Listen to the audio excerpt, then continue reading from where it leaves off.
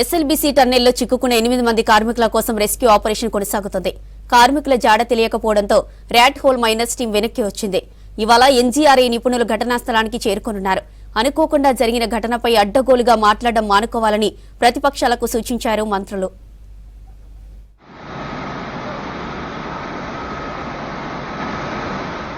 SLBC tunnel ప్రమాద ఘటనలో సహాయక చర్యల కోసం లోపలికి వెళ్లిన రెస్క్యూ టీమ్స్ నిస్సహాయ స్థితిలో బయటకు తిరిగి వచ్చాయి. లోపల చిక్కుకున్న 8 మందిని రక్షించేందుకు rat hole miners, NDRF, Megha వంటి ఎక్స్పర్ట్స్ టీమ్స్ టన్నెల్లోకి వెళ్లాయి. అయితే లోపల బురద ఎక్కువగా ఉండడంతో ఏమీ చేయలేని పరిస్థితి ఏర్పడిందంటూ వీడియోలో వివరించాయి రెస్క్యూ టీమ్స్. బురద పెద్ద ఎత్తున చేరడంతో టన్నెల్ పైకప్పు అందుతుందని తెలిపాయి. और बाकी का हिस्सा जो इधर खड़ा है, तो जहाँ पे आप एक लाइट देख रहे हो, यहाँ से 150-200 मीटर के करीब वो दूरी है जहाँ लाइट देख रहे हो, वो दूरी से 200-250 मीटर की दूरी है.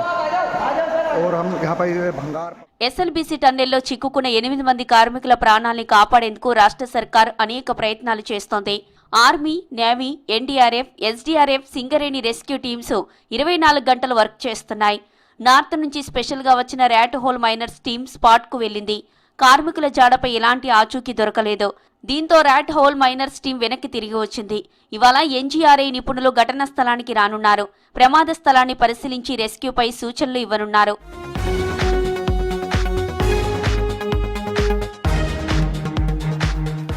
ఎస్ఎల్బీసీ టన్నెల్లో చిక్కుకున్న వారిని బయటకు తీసుకురావడానికి దేశంలో అందుబాటులో ఉన్న అత్యున్నత పరిజ్ఞానాన్ని ఉపయోగించుకుంటున్నామన్నారు డిప్యూటీ సీఎం భట్టి విక్రమార్క, మంత్రులు ఉత్తమ్ కుమార్ రెడ్డి, కోమటిరెడ్డి వెంకటరెడ్డి, జూపల్లి కృష్ణారావు. ప్రమాద సంఘటనా స్థలాన్ని సందర్శించి సహాయ కార్యక్రమాలు పరిశీలించారు. ప్రాజెక్టు స్థలంలోని జేపీ కార్యాలయంలో ఉన్నత స్థాయి సమీక్ష చేశారు. ప్రమాదం జరిగిన తీరును అధికారులు వివరించారు.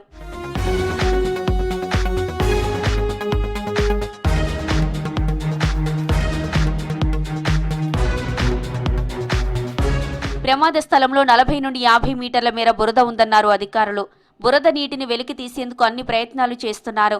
ఎడమ కాలువ టన్నెల్లో 11 కిలోమీటర్ల తర్వాత నీళ్లున్నా 11.5 కిలోమీటర్ల దూరం వరకు వివిధ ఏజెన్సీల రక్షణ బృందాలు వెళ్లగలిగాయని తెలిపారు. 13.50 కిలోమీటర్ల వద్ద టన్నెల్ బోరింగ్ మిషన్ ఉందని, అక్కడికి వెళ్లే ప్రయత్నాలను ముమ్మరం చేస్తున్నామన్నారు అధికారులు. ఇక్కడి నుండి ఎయిర్ సప్లై పైప్లైన్ వ్యవస్థ పూర్తిగా ధ్వంసమైందని చెప్పారు. 15 అడుగుల ఎత్తులో 200 మీటర్ల వరకు ఈ బురద ఉందని తెలిపారు. ప్రస్తుతం టన్నెల్లో 10,000 క్యూబిక్ మీటర్ల బురద ఉందని ప్రాథమికంగా అంచనా వేశామని, దీన్ని బయటకు తీయడమే సవాలన్నారు. కన్వేయర్ బెల్ట్కు మరమ్మతులు జరుగుతున్నాయని, రేపు సాయంత్రం లేదా ఎల్లుండిలోగా పూర్తవుతాయని తెలిపారు.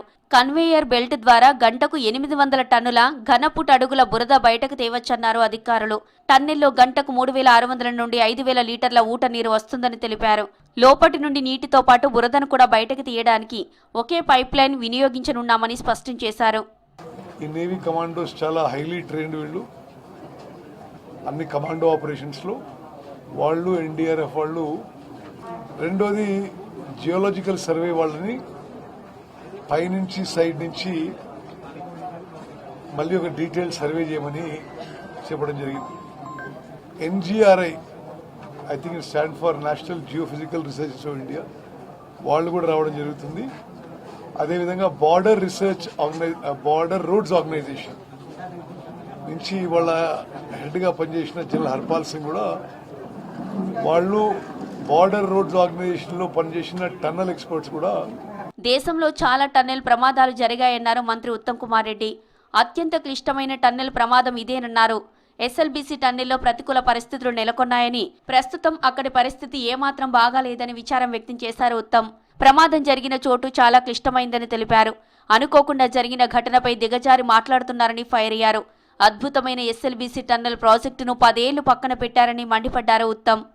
భారతదేశంలో ఇప్పటివరకు జరిగిన టన్నల్ ఇన్సిడెంట్స్, యాక్సిడెంట్స్లో అత్యంత కాంప్లికేటెడ్, కాంప్లెక్స్ ఇది. సో ఆ స్టేట్ గవర్నమెంట్ మేము 2 లక్ష్యాలతో ముందుకు పోతున్నాం. ముఖ్యమంత్రి గారి ఆదేశాల మేరకు ముందు ఆ 8 ప్రాణాలు కాపాడడం. ఎస్ఎల్బీసీ టన్నెల్లో చిక్కుకున్న వారి కుటుంబ సభ్యులు ఆందోళనలో ఉన్నారు. సొరంగంలో చిక్కుకొని 4 రోజులవుతున్నా ఎలాంటి సమాచారం లేకపోవడంతో కన్నీరు మున్నీరవుతున్నారు. తమ వారిని క్షేమంగా తీసుకురావాలని కోరుతున్నారు.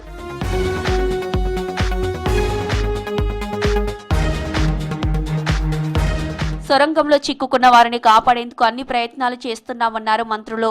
ఎన్జీఆర్ఐ నిపుణుల సూచనలతో మరింత ముందుకు వెళ్తామని చెప్పారు అధికారులు.